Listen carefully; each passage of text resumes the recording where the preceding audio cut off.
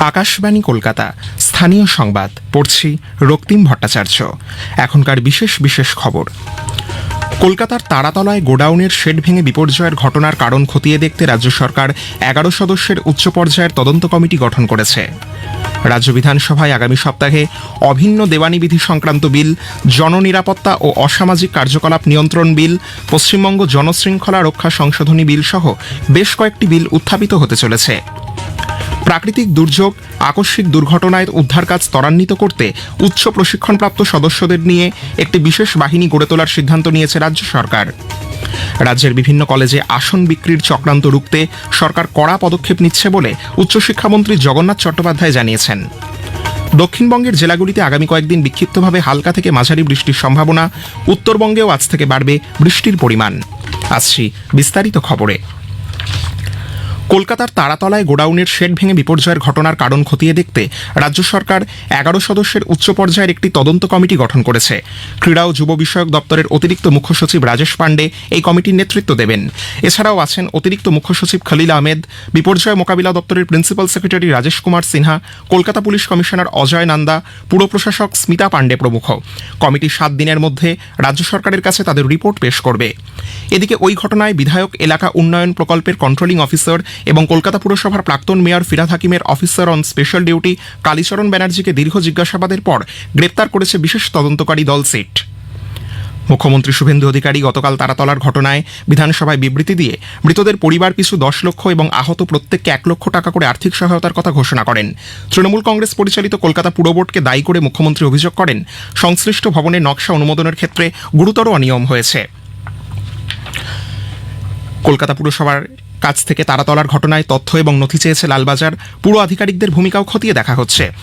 এখনও অবধি তারাতলায় ঘটনায় মৃতের সংখ্যা 11, আহত 19 জন এসএসকেএম হাসপাতালে চিকিৎসাধীন। এদিকে গতকালও যুদ্ধকালীন তৎপরতায় উদ্ধার কাজ চললেও দুপুরের প্রবল ঝড় বৃষ্টিতে তা ব্যাহত হয়। বজ্রপাতের জন্য দীর্ঘক্ষণ হাইড্রোলিক ক্রেন ব্যবহার করা সম্ভব হয়নি। ওই গুদামে কতজন কাজ করছিলেন পুলিশ তার কোনো সঠিক হিসাব পায়নি। উত্তরাখণ্ড, গুজরাট ও অসমের পর এবার পশ্চিমবঙ্গেও অভিন্ন দেওয়ানি বিধি চালু করতে উদ্যোগী হয়েছে পশ্চিমবঙ্গ সরকার। সূত্রের খবর, আগামী সপ্তাহেই চলতি বিধানসভা অধিবেশনে এ সংক্রান্ত বিল পেশ করা হবে। বিলটি পাশ হলে পশ্চিমবঙ্গ হবে অভিন্ন দেওয়ানি আইন কার্যকর করা চতুর্থ বিজেপি শাসিত রাজ্য। অসামাজিক কার্যকলাপের বিরুদ্ধে আরও কড়া অবস্থান নিতে এবং দাঙ্গা, অগ্নিসংযোগ এবং ভাঙচুরে জন ও ব্যক্তিগত সম্পত্তির ক্ষয়ক্ষতির দায় নির্দিষ্ট করে ক্ষতিপূরণ আদায়ের ব্যবস্থা করতে বিধানসভায় 2টি গুরুত্বপূর্ণ বিল আনতে চলেছে রাজ্য সরকার। আগামী সোমবার পশ্চিমবঙ্গ জননিরাপত্তা ও অসামাজিক কার্যকলাপ নিয়ন্ত্রণ বিল 2026 এবং পশ্চিমবঙ্গ জনশৃঙ্খলা রক্ষা সংশোধনী বিল 2026 নিয়ে আলোচনা হবে। প্রস্তাবিত প্রথম বিলটিতে অসামাজিক কার্যকলাপের পরিধি উল্লেখযোগ্যভাবে বাড়ানো হয়েছে। জনমনে আতঙ্ক সৃষ্টি, আইন শৃঙ্খলা বিঘ্নিত করা, বেআইনিভাবে জমি বা সম্পত্তি দখল, সরকারি ও ব্যক্তিগত সম্পত্তির ক্ষতি, অবৈধ খনি, বালি বা বনজ সম্পদ লুট, অস্ত্র, মাদক, বিস্ফোরক কিংবা সংঘবদ্ধ অপরাধমূলক কার্যকলাপের সঙ্গে যুক্ত ব্যক্তিদের বিরুদ্ধে কঠোর ব্যবস্থা নেওয়ার প্রস্তাব রয়েছে। অন্যদিকে জনশৃঙ্খলা রক্ষা সংশোধনী বিলে ভাঙচুর ও অগ্নিসংযোগের ঘটনায় ক্ষতিপূরণ আদায়ের জন্য ক্লেমস কমিশন গঠনের প্রস্তাব রাখা হয়েছে। এই কমিশন সরকারি বা ব্যক্তিগত সম্পত্তির ক্ষয়ক্ষতির পরিমাণ নির্ধারিত করে দোষীদের কাছ থেকে সেই অর্থ ক্ষতিপূরণ আদায়ের নির্দেশ দিতে পারবে। প্রাকৃতিক দুর্যোগ, আকস্মিক দুর্ঘটনায় উদ্ধার কাজ ত্বরান্বিত করতে রাজ্য সরকার উচ্চ প্রশিক্ষণপ্রাপ্ত সদস্যদের নিয়ে একটি বিশেষ বাহিনী গড়ে তোলার সিদ্ধান্ত নিয়েছে। অর্থমন্ত্রী স্বপন দাশগুপ্ত গতকাল বিধানসভায় বাজেট আলোচনার জবাবি ভাষণে বলেন, 200 জন সদস্যকে নিয়ে এই বাহিনী তৈরি করা হবে। এর মধ্যে পাহাড়ি এলাকা ও সুন্দরবনে 50 জন করে 2টি এবং রাজ্যের বিভিন্ন জায়গায় তাৎক্ষণিক প্রয়োজনে ব্যবহারের জন্য 100 জনের একটি বাহিনীকে ব্যবহার করা হবে বলে তিনি জানিয়েছেন। পূর্ববর্তী সরকারের আমলে বিভিন্ন দপ্তরে হওয়া অনিয়ম, দুর্নীতি এবং প্রশাসনিক ব্যর্থতার খতিয়ান প্রকাশ্যে আনতে আগামী দিনে প্রতিটি দপ্তরের শ্বেতপত্র প্রকাশ করা হবে বলে অর্থমন্ত্রী স্বপন দাশগুপ্ত গতকাল বিধানসভায় জানিয়েছেন। আমরা অনেক ডিপার্টমেন্টকে এক এক করে শ্বেতপত্র যে ধরনের দুর্নীতি হয়েছে, কোন ডিপার্টমেন্ট অর্থনীতিতে অর্থনীতি ডিপার্টমেন্ট, ফাইন্যান্স ডিপার্টমেন্ট বলবে যে তাদের এই ধরনের অব্যবস্থার কারণে আমাদের এত বড় একটা ঋণের বোঝা হল। কোনো ডিপার্টমেন্ট বলবে যে তাদের কেন প্রজেক্টগুলো অর্ধসম্পূর্ণ হয়ে পড়ে চলল। কোনো ডিপার্টমেন্ট বলবে যে তাদের রিক্রুটমেন্টের মধ্যে এত দুর্নীতি কেন হয়েছিল। আর সব ডিপার্টমেন্টে কন্ট্রোলার আর অডিটর জেনারেলের যে রিপোর্টগুলো এসছে, যেগুলো আপনারা দেখতে পাননি এতদিন ধরে, আমরা কেউই দেখতে পাইনি, সেইগুলোকে আমরা বিভিন্ন সরকারি প্রকল্পের রূপায়ণ দ্রুত কার্যকর করার লক্ষ্যে কর্মপরিকল্পনা তৈরি করার জন্য মুখ্যমন্ত্রী শুভেন্দু অধিকারী তার হাতে থাকা বিভিন্ন দপ্তরের সচিবদের নির্দেশ দিয়েছেন। স্বরাষ্ট্র, পার্বত্য বিষয়ক, ত্রাণ ও পুনর্বাসন, ভূমি ও ভূমি সংস্কার সহ বিভিন্ন দপ্তরের সচিবদের নিয়ে তিনি গতকাল নবান্নে বৈঠক করেন। স্থানীয় সংবাদ শুনছেন আকাশবাণী কলকাতা কেন্দ্র থেকে। রাজ্য সরকার কলেজগুলিতে আসন বিক্রির চক্রান্ত রুখতে কড়া পদক্ষেপ নিয়েছে। উচ্চশিক্ষামন্ত্রী জগন্নাথ চট্টোপাধ্যায় কলকাতায় গতকাল সাংবাদিকদের প্রশ্নের উত্তরে জানিয়েছেন, গত কয়েক বছরে কলেজগুলিতে ভর্তির মরশুমে আসন বিক্রি সহ বিভিন্ন অভিযোগ পাওয়া গেছে। 10 বছরে কলেজে ছাত্র ইউনিয়নের নির্বাচনও হয়নি। ছাত্রনেতার পরিচয় দিয়ে কিছু মানুষ সেখানে বিভিন্ন অসামাজিক কাজকর্ম চালিয়েছে। তাদের বিরুদ্ধে সরকার জিরো টলারেন্স নীতি গ্রহণ করবে। এর জন্য বিভিন্ন কলেজের প্রিন্সিপাল সহ প্রশাসনিক কর্তাদের অবিলম্বে ইউনিয়ন রুমগুলি তালাবন্ধ করে সে ব্যাপারে উচ্চশিক্ষা দপ্তরের কাছে হলফনামা দেওয়ার জন্য দপ্তরের পক্ষ থেকে নির্দেশ দেওয়া হয়েছে। ন্যাশনাল টেস্টিং এজেন্সি এনটিএ পরীক্ষার্থীদের জন্য নিট ইউজি 2026-এর ফের নেওয়া পরীক্ষার প্রাথমিক উত্তরপত্রের ক্ষেত্রে আপত্তি জানানোর উইন্ডো খুলেছে। চলতি মাসের 21 তারিখ ওই পরীক্ষা নেওয়া হয়েছিল। সমাজ মাধ্যমে এক বার্তায় এনটিএ জানিয়েছে, উত্তরপত্রগুলি এখন www.nit.nta.in ওয়েবসাইটে দেখা যাচ্ছে। পরীক্ষার্থীরা চলতি মাসের 28 তারিখ পর্যন্ত প্রতি প্রশ্নের জন্য 200 টাকা ফি দিয়ে প্রশ্নগুলি সম্পর্কে আপত্তি জানাতে পারবেন। আপত্তি বা চ্যালেঞ্জ গৃহীত হলে ওই ফি সম্পূর্ণ ফেরত দেওয়া হবে। উত্তরবঙ্গের লাগাতার বৃষ্টি ও তজ্জনিত ভূমিধস পরিস্থিতি নিয়ে উত্তরবঙ্গ উন্নয়ন মন্ত্রী নিশীথ প্রামাণিক গতকাল কোচবিহারের উত্তরবঙ্গ উন্নয়ন দপ্তরে জেলাশাসকের সঙ্গে বৈঠক করেন। পরে সাংবাদিকদের তিনি বলেন, দার্জিলিং ও কালিম্পংয়ে হড়পা বানের সম্ভাবনা মোকাবিলায় এনডিআরএফ ও এসডিআরএফকে সতর্ক রাখা হয়েছে। পাশাপাশি ভুটান থেকে নেমে আসা তিস্তা, তোরসা সহ বিভিন্ন নদীর জলস্তর নিয়মিত পর্যবেক্ষণ করা হচ্ছে, প্রয়োজনীয় ব্যবস্থাও নেওয়া হচ্ছে। দক্ষিণবঙ্গের জেলাগুলিতে আগামী কয়েকদিন বিক্ষিপ্তভাবে হালকা থেকে মাঝারি বৃষ্টির সম্ভাবনা থাকছে। সোমবার থেকে বৃষ্টির পরিমাণ বাড়বে বলে আলিপুর আবহাওয়া দপ্তরের অধিকর্তা ডক্টর হবিবুর রহমান বিশ্বাস জানিয়েছেন। এদিকে উত্তরবঙ্গেও আজ থেকে আগামী মঙ্গলবার পর্যন্ত বৃষ্টির পরিমাণ বাড়বে বলে তিনি জানান।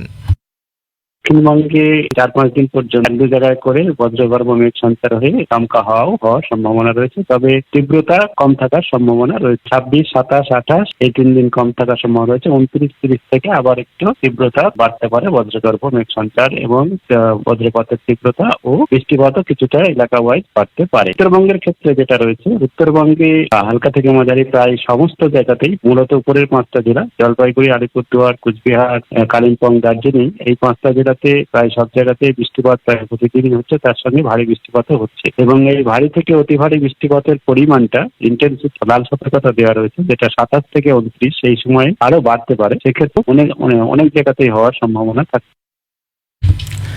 দেশের বিভিন্ন স্থানে আজ ধর্মীয় মর্যাদায় আশুরায়ে মুহররম পালন করা হচ্ছে।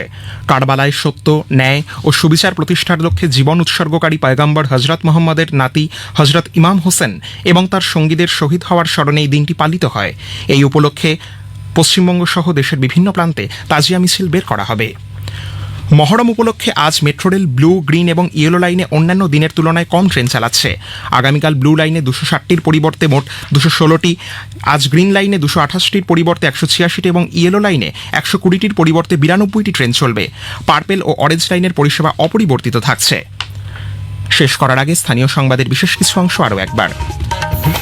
কলকাতার তারাতলায় গোডাউনের শেড ভেঙে বিপর্যয়ের ঘটনার কারণ খতিয়ে দেখতে রাজ্য সরকার 11 সদস্যের উচ্চ পর্যায়ের তদন্ত কমিটি গঠন করেছে।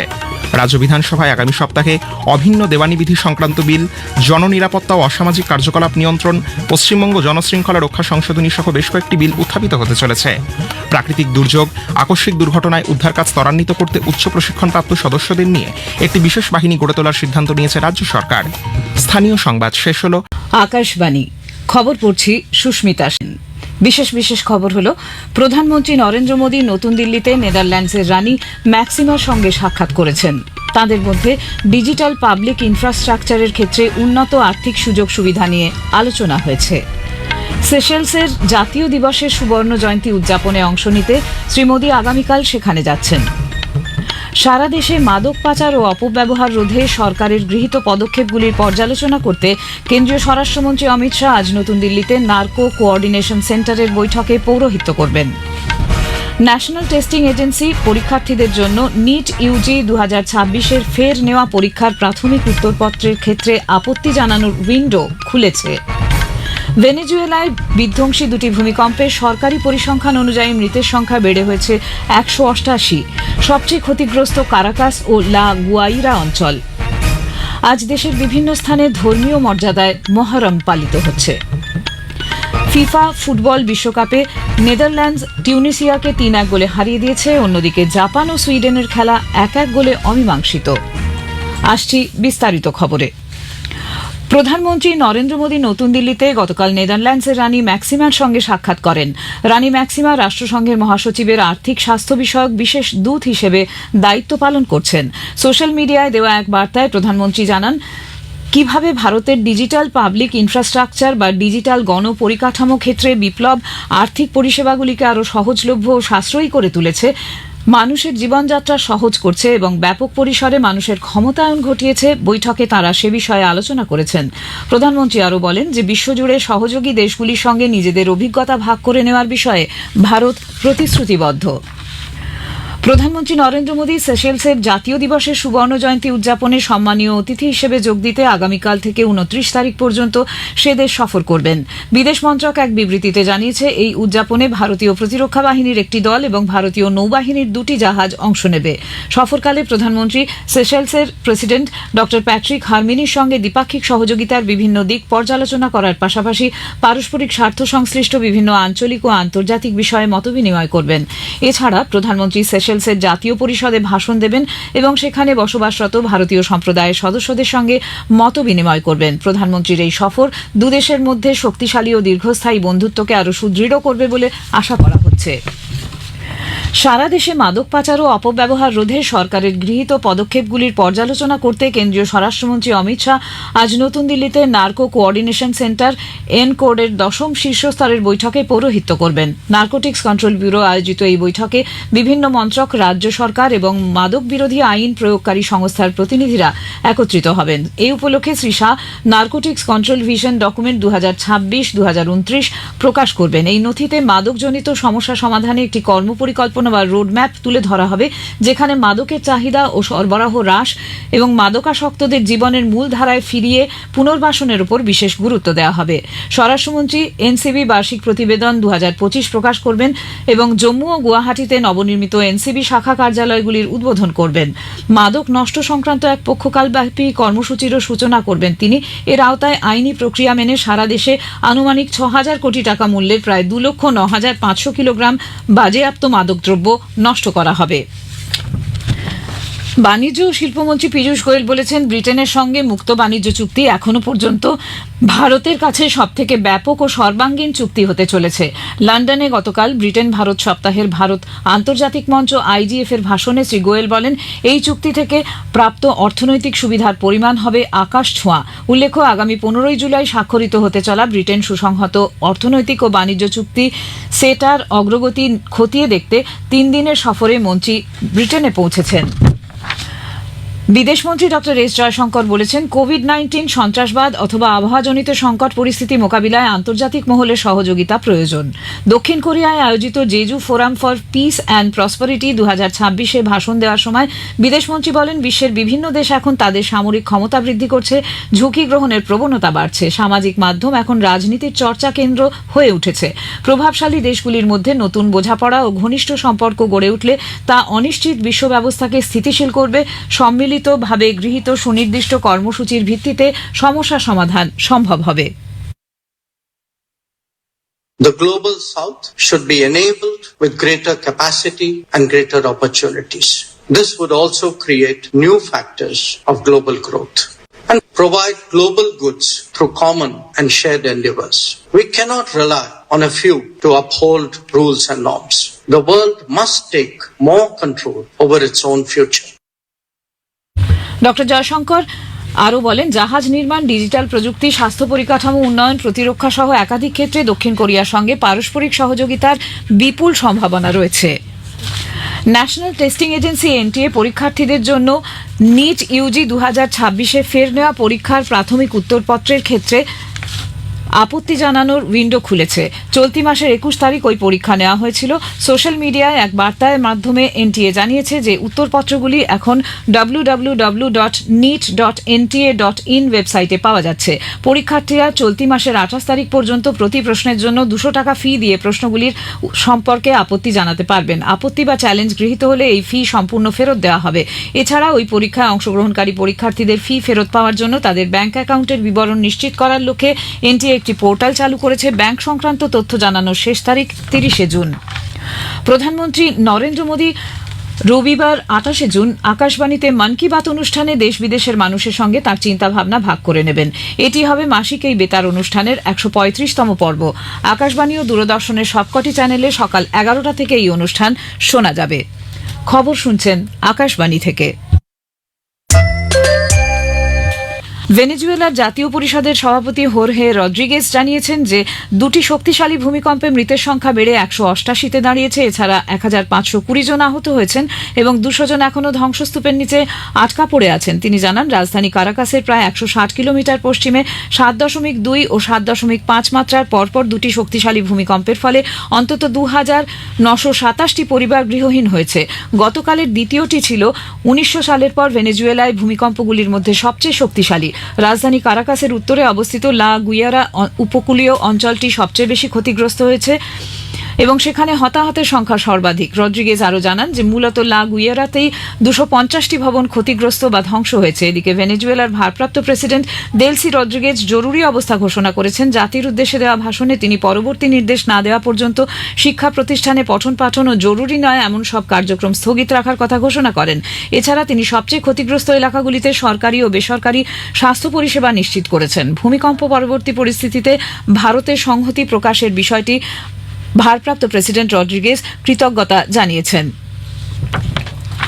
হরমুজ প্রণালী দিয়ে চলাচলকারী জলযানগুলি যেন শুধুমাত্র ইরানি কর্তৃপক্ষের চিহ্নিত জলপথ দিয়ে যাতায়াত করে সে ব্যাপারে সে দেশের ইসলামিক রেভলিউশনারি গার্ড কোর আইআরজিসির নৌবাহিনী স্পষ্ট করে দিয়েছে। আইআরজিসি অফিসিয়াল ওয়েবসাইট সেপা নিউজে এই বিবৃতি প্রকাশ করে তারা বলেছে নির্ধারিত জলপথের বাইরে অন্য কোনো পথ ব্যবহার করলে তা বিপজ্জনক হতে পারে। আন্তর্জাতিক সমুদ্রপথ সংগঠন আইএমওর সঙ্গে এক চুক্তির অধীনে ওমানের সামুদ্রিক নিরাপত্তা সংস্থা জাহাজ চলাচলের গাইডলাইন প্রকাশ করলে ইরান এই বিবৃতি জারি করে।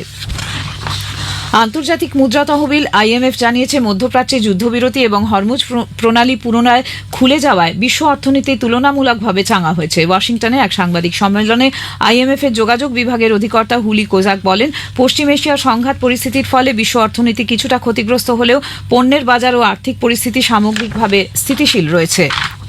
আজ দেশের বিভিন্ন স্থানে ধর্মীয় মর্যাদায় আশুরা এ মহরম পালন করা হচ্ছে। কারবালায় সত্য, ন্যায় ও সুবিচার প্রতিষ্ঠার লক্ষ্যে জীবন উৎসর্গকারী পয়গম্বর হযরত মুহাম্মদের নাতি হযরত ইমাম হোসেন এবং তার সঙ্গীদের শহীদ হওয়ার স্মরণে এই দিনটি পালিত হয়। এই উপলক্ষে দেশের বিভিন্ন প্রান্তে তাজিয়া মিছিল বের করা হবে। দেশের বিভিন্ন প্রান্তে কারবালার শহীদদের সর্বোচ্চ আত্মত্যাগের বিষয়গুলি তুলে ধরে ধর্মীয় সভার আয়োজন করা হয়েছে। মহরমকে কেন্দ্র করে ব্যাপক নিরাপত্তার ব্যবস্থা করা হয়েছে। এবার বিশ্বকাপ ফুটবলের খবর। 2026-এর ফিফা ফুটবল বিশ্বকাপে গ্রুপ এফ এর ম্যাচে আজ নেদারল্যান্ডস তিউনিসিয়াকে 3-1 গোলে পরাজিত করেছে। কানসাস সিটি স্টেডিয়ামে অনুষ্ঠিত এই ম্যাচে নেদারল্যান্ডসের পক্ষে ব্রায়ান ব্রোবি ও ইয়ান পল ভ্যান হেকে গোল করেন এবং ম্যাচের 3 মিনিটে টিউনিসিয়ার ইলিয়াস আত্মঘাতী গোল করেন। টিউনিসিয়ার হয়ে একমাত্র গোলটি করেন হাশেম মাস্তুরি। অন্যদিকে গ্রুপ এফ এর অন্য খেলায় জাপান ও সুইডেনের ম্যাচ 1-1 গোলে অমীমাংসিত হয়েছে। টেক্সাসের ডালাস স্টেডিয়ামে অনুষ্ঠিত এই ম্যাচে জাপানের হয়ে দাইজেন মায়েদা ও সুইডেনের হয়ে অ্যান্থনি আলাঙ্গা গোল করেন। এই ড্রয়ের ফলে উভয় দলই গ্রুপ পর্ব থেকে পয়েন্ট অর্জন করে নকআউট বা রাউন্ড অফ 32-এ উন্নীত হয়েছে। গত রাতে গ্রুপ ইর ম্যাচে ইকুয়েডর জার্মানিকে 2-1 গোলে হারিয়ে দেয়। গ্রুপ ইর অন্য ম্যাচে আইভরি কোস্ট কুরাসাওকে 2-0 গোলে হারিয়ে দিয়েছে। শেষ করার আগে খবরের বিশেষ কিছু অংশ আরেকবার। প্রধানমন্ত্রী নরেন্দ্র মোদী নতুন দিল্লিতে নেদারল্যান্ডসের রানী ম্যাক্সিমার সঙ্গে সাক্ষাৎ করেছেন। তাদের মধ্যে ডিজিটাল পাবলিক ইনফ্রাস্ট্রাকচারের দরুন উন্নত আর্থিক সুযোগ সুবিধা নিয়ে আলোচনা হয়েছে। সেশেলসের জাতীয় দিবসের সুবর্ণ জয়ন্তী উদযাপনে অংশ নিতে শ্রী মোদী আগামীকাল সেখানে যাচ্ছেন। খবর এখনকার মতো এ পর্যন্ত।